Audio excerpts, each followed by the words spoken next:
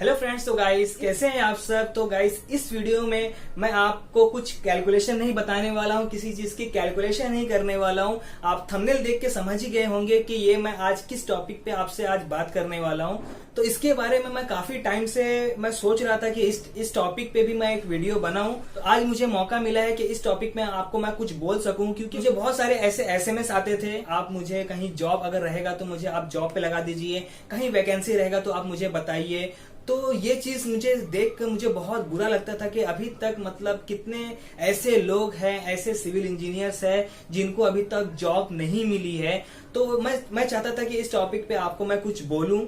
ये अभी जो हमारा प्लेटफॉर्म है, जो हम एक हो रहे हैं, ये हमारा बहुत बड़ा परिवार बनता जा रहा है। तो मैं इसमें देखता हूँ कि जो मेरे सब्सक्राइबर हैं, जो मेरे दोस्त हैं, 13 ईयर्स से लेके 65 प्लस एज तक के भी सब्सक्राइबर है मेरे इस चैनल में। तो इसमें मैं आपको यही बताना चाहता हूँ कि इसमें बहुत सारे ऐसे होंगे जो सिविल इंजीनियर्स होंगे, इसमें बहुत सारे ऐसे होंगे जो कंस्ट्रक्शन साइट पे काम करने वाले होंगे, बहुत से ऐसे लोग होंगे जो किसी कंपनी के मालिक होंगे, कोई कंसल्टेंट होगा। तो ये हमारा एक बहुत अच्छा बड़ा परिवार बनता जा रहा है। तो मैं चाहता हूं कि इस परिवार को आप और आगे बढ़ाएं, ताकि मेरे थ्रू किसी को जॉब लग सके, मेरे थ्रू किसी का नॉलेज बढ़ सके, मेरे थ्रू किसी का कुछ भला हो सके। तो गाइस मैं इसमें आपको बताना चाहता हूं कि पूरे ऑल ओवर इंडिया में, मैं सिर्फ इंडिया की अभी बात कर रहा हूं, तो पूरे ऑल ओवर इंडिया में 3300 कॉलेजेस हैं, इंजीनियरिंग कॉलेज, जिसमें अगर मैं सिविल इंजीनियरिंग की बात करूं तो उसमें 3090 जो है वो सिविल इंजीनियरिंग कॉलेज है। और आप जानते ही होंगे कि अगर आप इंटेक की बात करें कि इसी कॉलेजेस में 60 बच्चे होंगे, तो किसी में 120, तो किसी में 180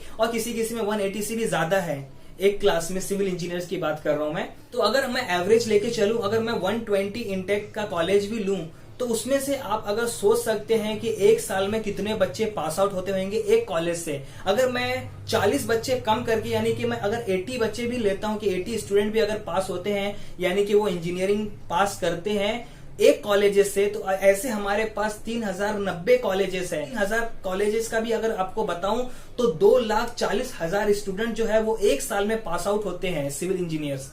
तो आप सोच सकते हैं कि आपको जॉब कैसे मिलेगी। मतलब इतना तो वैकेंसी नहीं निकलता है जितना बच्चे पास आउट हो रहे हैं, जितने स्टूडेंट, जितने इंजीनियर पास आउट हो रहे हैं। तो आपको इसमें क्या करना है कि आपको इसमें प्लस पॉइंट बनाना है, क्योंकि देखिए इंजीनियरिंग सबने किया है, तो उसमें और आप में कुछ तो फर्क होना चाहिए, तभी आपको कोई जॉब पे रखेगा। लेकिन अभी का टाइम ऐसा चल रहा है कि शायद ही आपको इससे ज्यादा वक्त कभी मिला होगा। तो आपके पास बहुत सारा टाइम है, बहुत सारा वक्त है कि आप इस टाइम में बहुत सारी चीज कर सकते हैं अगर आप चाहे तो। जैसे मैं एक एग्जांपल बता देता हूं आपको कि अगर कोई बड़ी कंपनी रहती है सिविल इंजीनियर्स की, कंस्ट्रक्शन लाइन की बहुत बड़ी कंपनी, तो उसमें कितने इंजीनियर्स रहते हैं? 5, 10, 15, 20, इससे ज्यादा तो नहीं रहेंगे एक साइट पे। आप सोच सकते हैं कि ऐसी कितनी साइट रहेगी तो आपको जॉब मिलेगा। तब तक वो जॉब छोड़ते नहीं है, आपको वैकेंसी कैसे मिलेगी ये मैं आपको बता रहा हूं। अगर आपको मैं एक एग्जांपल देता हूं छोटे कंपनी की, छोटा कंस्ट्रक्शन कंपनी। देखिए कोई छोटा बड़ा नहीं होता है, अगर कोई भी कंस्ट्रक्शन कंपनी है, आपको ये देखना है कि आपको नॉलेज कहां से मिल रहा है। छोटा बड़ा कोई मैटर नहीं करता है, आपको सिर्फ नॉलेज चाहिए। आपने थ्योरेटिकल नॉलेज ले लिए हैं, अब आपको प्रैक्टिकल नॉलेज लेना है। तो वो आपको देखना नहीं है कि कौन सी छोटी कंपनी, कौन सी बड़ी कंपनी। लेकिन एक एग्जांपल के लिए मैं बता रहा हूं कि कोई छोटी कंपनी होती है तो उसमें प्रोजेक्ट तो बड़ा रहता है, लेकिन इंजीनियर्स कितने रहते हैं उसमें, तो वो मैं आपको बताता हूं कि इसमें इंजीनियर्स 1 या 2 या 3, उससे ज्यादा इंजीनियर्स नहीं रहते हैं। सारा काम उन लोग को ही करना पड़ता है। तो आप सोच सकते हैं कि इतनी इतनी बड़ी साइट रहती है, लेकिन इंजीनियर्स इसमें इतने कम हायर करते हैं। तो आपको जॉब कैसे मिलेगी इसमें? जब तक वहां से जॉब छोड़ेगा नहीं, आपको वो जॉब कैसे मिल सकती है? जो वैकेंसी निकलती है कंपनी में, तो मैं आपको एक बात बताता हूं कि कभी भी वैकेंसी वो बाहर आती नहीं है, वो वैकेंसी मार्केट में आती ही नहीं है। क्योंकि क्या होता है कि अगर सपोज मैं एग्जांपल के लिए, अगर मेरे कंपनी में कोई वैकेंसी निकल रही है, तो ऑलरेडी मेरे बहुत सारे दोस्तों लोगों ने बोल के रखे हैं कि अगर कोई वैकेंसी निकलती है तो मुझे बताना। तो क्या करूंगा मैं किसी दोस्त को कांटेक्ट करूंगा और उससे मैं बुला लूंगा जॉब के लिए। तो इस तरीके से क्या होता है कि ये जो वैकेंसी रहती है ना, वो कंपनी के अंदर ही रह जाती है, तो वो आप तक पहुंच नहीं पाती। तो इसलिए मैं आपको बताना चाहता हूं इसमें कि आप ना कांटेक्ट बना के रखें। आप जो कॉलेज से पास होके आते हैं, वो सारे दोस्तों का एक आप ग्रुप बना के रखें, किसको जॉब कहाँ मिल रही है, कौन कैसा है, किस हाल में, आप सबके बारे में कांटेक्ट रखें। और सबको यही बोल के रखें कि अगर कोई वैकेंसी रहेगी तो मुझे बताना। ये एक फर्स्ट पॉइंट है आपको जॉब मिलने का। और क्या करना है, आपको एक प्लस पॉइंट, जैसे मैं प्लस पॉइंट की बात कर रहा था, आपको एक प्लस पॉइंट जमा करना है। वो प्लस पॉइंट क्या हो सकता है कि आप जब लास्ट ईयर में रहते हैं, तो लास्ट ईयर में रहते रहते भी आप कुछ सर्टिफिकेशन जमा करे, कुछ प्लस पॉइंट जमा करें, जैसे कि ऑटोकैड का कोर्स हो गया, जैसे किसी कंपनी में इंटर्नशिप कर लिया आप हफ्ते हफ्ते में जाके, है ना, या फिर किसी साइट पे आप जाके विजिट करते हो, किसी साइट पे वहां पे जो इंजीनियर्स रहता है उससे आप पूछते हो, तो ये सब चीज आपके नॉलेज रहती है। थ्योरेटिकल नॉलेज तो आप ले रहे हो, प्रैक्टिकल नॉलेज भी आपके पास मिलती है। तो क्या होता है कि जब आप इंटरव्यू में बैठते हैं तो वो आपका वहां पे इंप्रेशन अलग पड़ता है, क्योंकि आप दो बच्चे साथ में जाएंगे, दोनों इंजीनियरिंग किए हैं, लेकिन आपके पास वो चीज रहेगी सर्टिफिकेशन, तो आपको वो पहले हायर करेगा, बाद में उसको हायर करेगा। और मैं आपको एकदम गोल्डन पॉइंट बता रहा हूं कि सैलरी के बारे में कभी मत सोचना, आपको पहले जॉब लगना है, चाहे सैलरी कितनी भी हो। जैसे ही आप जॉब लगा लेंगे, आपकी जो कंपनी रहेगी वो आपका काम देखेगा, आपका डेडिकेशन देखेगा, आपका नॉलेज देखेगा, तो उसके अकॉर्डिंग वो खुद सैलरी बढ़ा के देगा।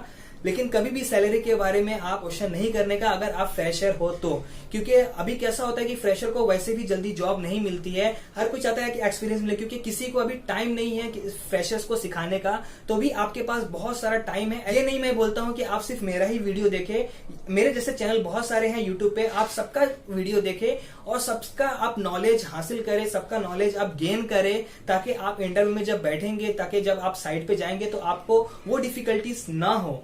अब जैसे इंटरव्यू में जाते हैं तो बीबीएस के बारे में पूछा जाता है कि तो बीबीएस भी आप सीख सकते हैं इंटरनेट के थ्रू, तो आप डायरेक्टली वहां बोल सकते हैं कि हाँ मुझे बीबीएस आती है, तो वो आपका प्लस पॉइंट हो जाएगा। सेफ्टी के ऊपर कुछ नॉलेज ले लो कि सेफ्टी आप कैसे मेंटेन रखेंगे साइट पे, वो उसकी नॉलेज आप लेके रखें, तो ये सारी चीज प्लस पॉइंट होती है।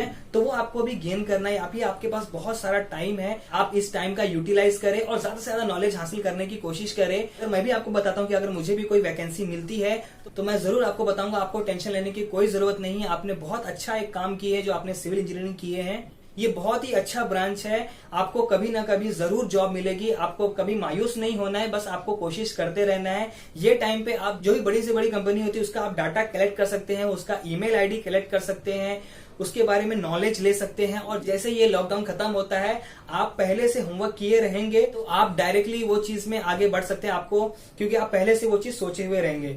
तो गाइज ये वीडियो काफी लंबी हो गई है, अगर ये वीडियो आपको अच्छी लगी और मेरी नॉलेज आपको अच्छी लगी तो प्लीज इसे लाइक कर दे, शेयर कर दे, और अगर आप मेरे चैनल पे नए आए हैं तो इसे सब्सक्राइब कर दे, ताकि जब भी मैं कोई न्यू वीडियो बनाऊं तो मेरी वीडियो नोटिफिकेशन आपको मिले और आप मेरी वीडियो को सबसे पहले देख सके। तो चलिए गाइज मिलते हैं नेक्स्ट वीडियो में।